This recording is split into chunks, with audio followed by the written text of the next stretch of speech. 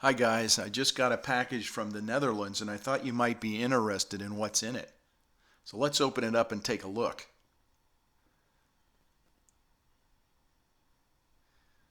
Yes, it is the Knobster, finally. I know we've been waiting for months since the beginning of the year for the Knobster, and finally Sim Innovations has delivered. They've given me one of the first models and I'm going to share it with you. And by the end of the video, I'm going to tell you how you can get one. Now let's look at what's in the bag here. We have looks like we have the USB cable. What's a very nice cable. It's looks like a USB-C, and it's kind of a flexible material. Just a A on one end and a C on the other. And then there it is, the Knobster. It's injection molded. It's a beautiful case, and look how thin it is compared to the original Knobster. See, there's a back on it too. Oh, and I love the Elma encoders. They just feel great. They're really high quality.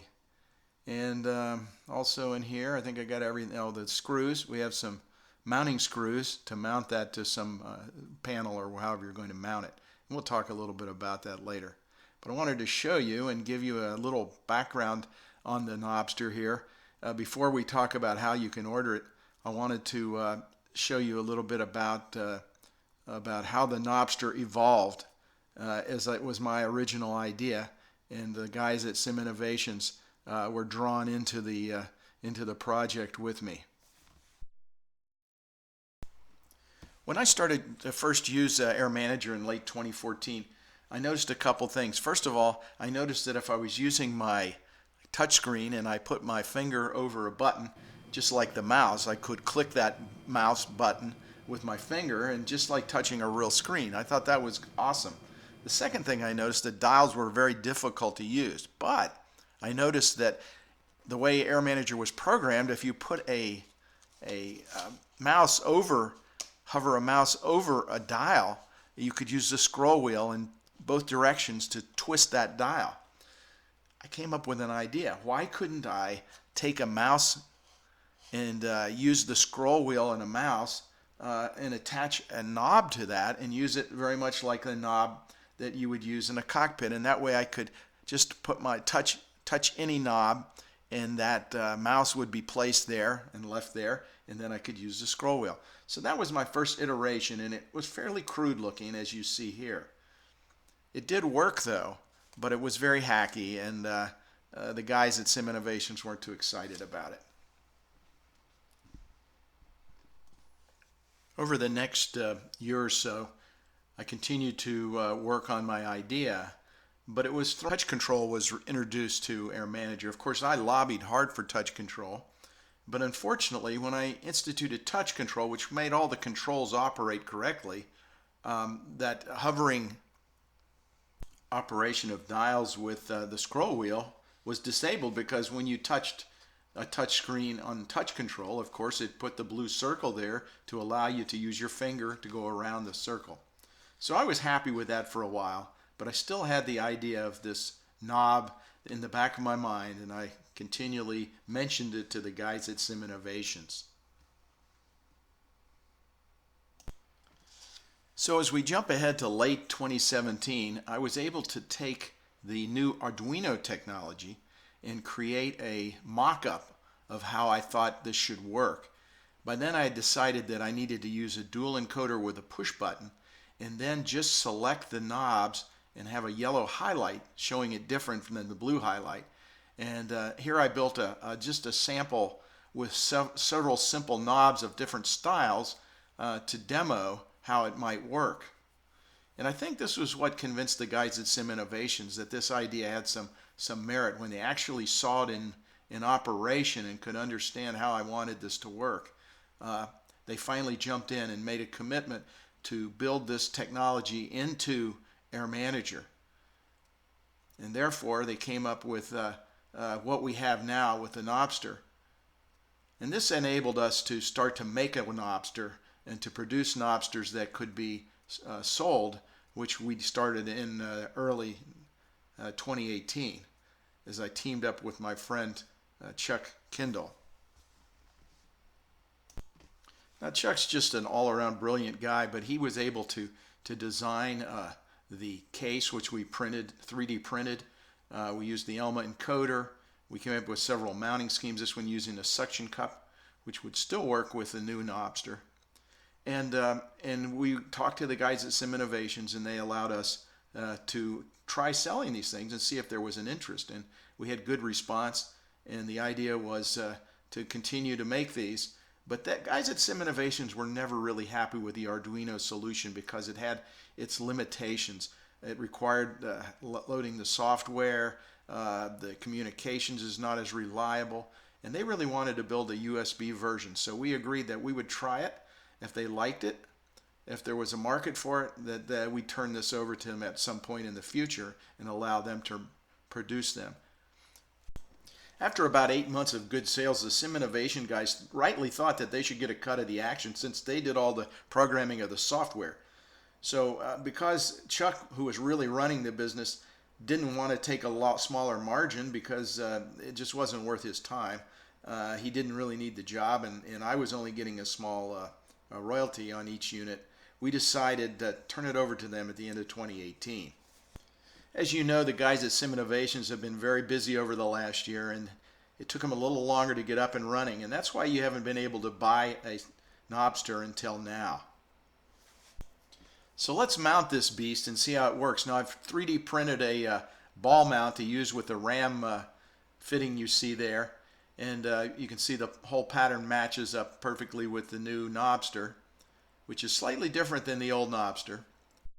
Just like the original Knobster, where the mounting is left to the buyer because there are just so many possibilities. You may want to just screw it right into a panel, or you might want to 3D print a mount like this. In fact, I may even print some and make them available for sale if somebody needs them.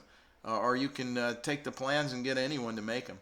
But once you get it all screwed together and mounted onto some kind of a mounting device that can hold it firmly, and it does need to be fairly secure, then you're ready to use it. I mean, you could even screw it into a desk, I guess, if you wanted it in a vertical orientation.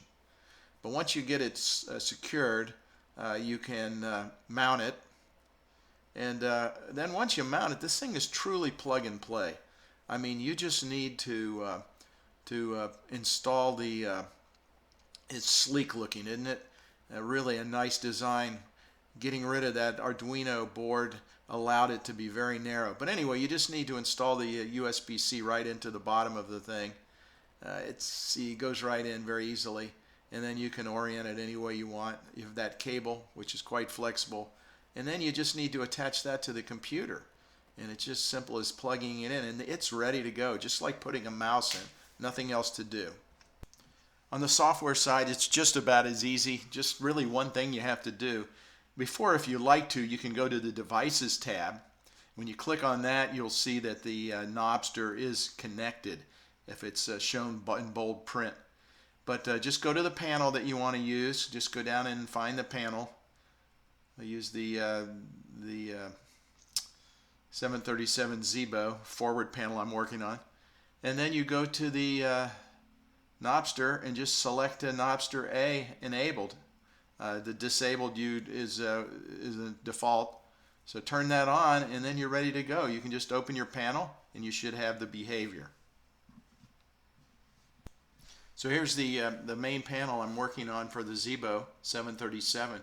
And I'm going to just touch the altitude, and then you can see the knob on the Knobster does that. It's that simple. Just plug it in, turn it on, and it works. We can try any of the knobs, but the MCP, there's the heading. The MCP works really great because there's so many dials there. You can see I can use the inner knob to turn the heading, and the outer knob changes the bank angle. If there's a push button, of course, that would work too. You can also set the airspeed. Let's just jump into the Cessna panel also to show you that this thing works on every airplane. No special programming. Any airplane that has a dial, you can use the Knobster. Here we can use the Knobster to control the left knob on the Garmin. You can see we can set the large and the small frequencies, and when we press the button, we can transfer from COM to nav or to VOR. Also here, touching the heading knob, you can see full control with the Knobster and acceleration of the cursor, very realistic. Again, here's the VNav or the vertical speed on the autopilot, and using a Knobster to set that. Very realistic, and it's a real improvement with the plug and play. So I hope it's worth the wait for everyone. I think you'll find this is really a quality looking piece of equipment. It's very reliable now with the USB plug and play. In the spirit of full disclosure, though, I would like to tell you that I do receive a 5% royalty on the sale of each Knobster, but just some fun money to help develop my sim. But I did want to be fair about that, so that you won't you can take that into account with my review. I'm very happy with the way this turned out. It's my baby. I'm glad to see that it's being developed, and I hope you'll take advantage and buy a Knobster if you think it might be useful in your sim. So after a long wait, the Knobster is now available at the website at siminnovations.com. You can click siminnovations.com and click on the hardware link on the top, and you'll see Knobster there. The Knobster is at a cost of 90 euros, and that's without shipping, I think. But anyway, it's available. There will be some shipping available from the US, I think, so that it will minimize the shipping costs and any dealing with any import duties or that sort of thing. So head on over to the website. I think they ordered about 200 in the first batch. There'll be more coming, but if you would like to get in early, you might want to hustle over there and put in an order for your Knobster. As you can now see, this Knobster was an idea that started a long time ago, and I've watched it over the last 5 years develop into what it is now. I'm quite excited about it. I hope you find it useful, and if you're interested in following my channel, please subscribe. Be sure to like, share, and so on. And if you'd like notifications when I publish new videos, be sure to click the notification bell. Thanks for watching. Appreciate your patience in hearing the story of the Knobster, and I'm happy to announce it's now available for sale. Thank you.